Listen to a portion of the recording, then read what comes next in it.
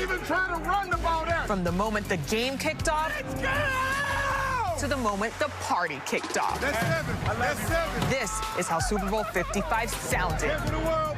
This is NFL Total Access.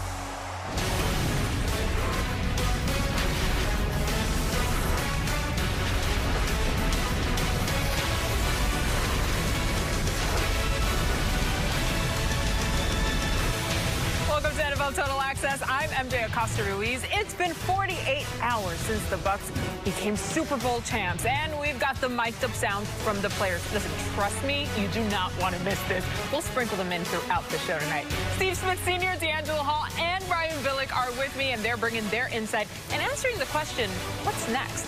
But let's start with the latest update on last year's Super Bowl champ. Our NFL insider Ian Rappaport joins me now. And Ian, Patrick Mahomes is set to undergo surgery for turf toe. What more can you tell us there? Well, Patrick Mahomes went to great pains this week to talk about how his toe is improving. He was close to 100%, and he thought he'd be out there with no limitations. That was clearly not the case. This is a significant injury that Patrick Mahomes has been dealing with, not just during the Super Bowl, but really the last several weeks, described as turf toe, which is essentially a torn plantar plate. He is going to have surgery tomorrow in Green Bay. Dr. Robert Anderson, one of the nation's experts at feet and feet surgery, is going to perform the procedure. Patrick Mahomes is going to have a full recovery. There's going to be no issues for next season, but it is going to be a while. This, again, significant injury is something that is going to take him off the field for several months. So we'll see what the actual spring looks like in the NFL this year, but Patrick Mahomes is not going to be participating. He's going to be fine by the 2021 season, but we will see if he is ready for training camp as well. This is something that's pretty serious. Yeah, seemingly offseason doesn't seem quite long enough in those terms. All right, Ian, we'll have a little bit more from you coming up. And Mahomes was on the run a lot in the Super Bowl. Next Gen charted him with almost 500 yards scrambling. Hello, guys. Steve Smith Sr., D'Angelo Hall, and Coach Billick joined me now. And listen, it goes beyond their QB when we're talking about KC. He still played like a madman, by the way, on Sunday. But, Steve, I want to start with you here because you actually know what the Chiefs are going through right now. So how do they recover from this Super Bowl loss? That wasn't shade, well, Steve. They just recover by none taken. I mean, it's already dark here in Charlotte, so I'm not worried about it one bit. The Chiefs became one-dimensional. And when you really look at this game plan and you look at Patrick Mahomes and the Kansas City Chiefs, there's blame to go around collectively. But how about a Le'Veon Bell that they acquired during the season?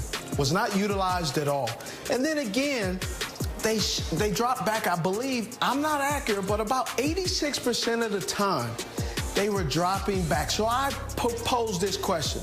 D'Angelo, we played against each other, and you know when you don't have to worry about the run, how creative, how much does it change a smart DB like yourself? How does it change you covering a guy when you know all they can do is throw the ball to get back into the game? I mean, I'm no longer worried about trying to stop any really shallow routes. You know, I'm just really playing a little bit deep, almost, you know, anticipating that at some point you guys aren't going to just be able to keep checking the football down. So yes, it definitely changed the way those guys were able to cover because they weren't worried about a lot of the underneath crossing routes or if Patrick Mahomes got the ball out of his hands early. But a lot of this had to do with that pass rush, right? You know, I don't even know if it's, you know, even a matter of where does Kansas City go from here, because Kansas City is still a really good football team. Not many teams are going to be able to defend Kansas City the way that Tampa Bay was able to defend them. They don't have those kind of guys on the outside, and then Kansas City doesn't ultimately have those tackles out there trying to block for Patrick Mahomes. I thought Patrick Mahomes put up a hell of an effort, you know, even knowing that his toe was as severely injured as it was. I mean, that kid went out there and fought, and he's the kind of dude that I would want to play on a football team with, because you never, not one time, heard Patrick Mahomes make an excuse about, you know, the injuries, you know, involved with his teammates or himself. He just went out there and, you know, he tried to put that team on his back in certain situations, and it just didn't work out for him this Sunday. You know, typically we talk about the lingering effects of a Super Bowl loss for a team. I don't think you have to worry about that with Kansas City because you got to remember they won this thing last year, so they know what it takes. And like you said, they're a very good football team. I don't think there's going to be an emotional letdown. They know what it takes to get to the game and win it. Yeah, I think the defensive line, if you're looking at, okay, in the offseason, what's a top priority? That defensive line probably in the front seven in two areas. One, getting a better pass rush, but two, at the end of the day, Tampa Bay just pounded away at Kansas City and got into a 4-minute mentality in about the middle of the third quarter. So that's something they're going to have to address if they want to get better on defense, because there's going to be teams, particularly in the AFC, you talked about Tennessee, you talked about Baltimore, that want to pound away. So I think they're going to have to get better on the defensive line. But from a standpoint of an emotional standpoint, is there a lull? A lot of teams struggle to get back. I don't think that's going to be the case with Kansas City. They've been there twice, and I think they're setting their sights on being there a third time. There may not be a lull, Coach, but there'll definitely be a little sting, at least for a little while, that's for sure. And listen, meanwhile, over 96 million people watched the game, but not everybody saw it from the players' point of view. Until now, that is. Also, we're going mic'd up with Super Bowl 55. Let's go! Step up tonight. I don't give a who will start. Who go in the game? We all got to step up tonight, man. They know how I'm coming.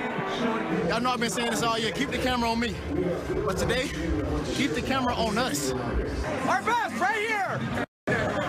Find a way, find a way, find a way. We can't control the officiating, though. We can't control it, so we just get better at it. This our house. Talk. Hey, let's go. Let's go.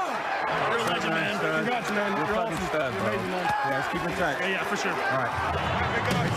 You're unbelievable. Figure it out. Congratulations, big guy. Congrats, big guy. Every day to go, baby. Amazing year, baby. Buddy. Amazing year. Can't wait to get going back with you again next year, baby. Let's get it. I bet you breaking those things off. Yeah, appreciate that. Proud of you, bro. Yes, sir. What a year. Thanks for having me. Come on, man. Thanks for having us. They want them back. Beyond the legend. Super Bowl 55 was a success due to the thousands of people implementing and following the league's health and safety protocols. Now, we're on to Los Angeles for Super Bowl 56 at SoFi Stadium. Earlier today, host committee chairman Casey Wasserman shared the details of how LA is preparing. I'm happy to be on the clock. Up next means a year from now, LA will be returning to the business of hosting the Super Bowl. As the commissioner said, Super Bowl I started here. It's hard to believe it's been 29 years. But next February, and we knew this what would happen when the NFL came back to Los Angeles, that we would reemerge as the best place on earth to host a Super Bowl and such an incredible event on such a great stage. Before we can get to Super Bowl 56, it's the NFL draft in Cleveland. Trevor Lawrence is the projected first overall pick. His pro day is Friday. See his workout with live coverage starting at 10 Eastern on Path to the Draft. Pro Day special Trevor Lawrence presented by Verizon. And Ian Rappaport back with me now. Ian, after Trevor Lawrence throws, he is expected to undergo surgery. So what's happening with him? Yeah, and that actually is why he is throwing now. A de facto pro day for Trevor Lawrence on Friday, far before really any other player, to my knowledge, has done their pro day. Here's what happened to Trevor Lawrence. He has a labrum issue in his shoulder, which usually would be bad, except it's the other shoulder. It's not the shoulder that we care about, the right shoulder, the golden arm that is going to potentially and probably make him the #1 overall pick. It's actually a labrum issue in his left shoulder that was discovered after he left college. So what Trevor Lawrence has decided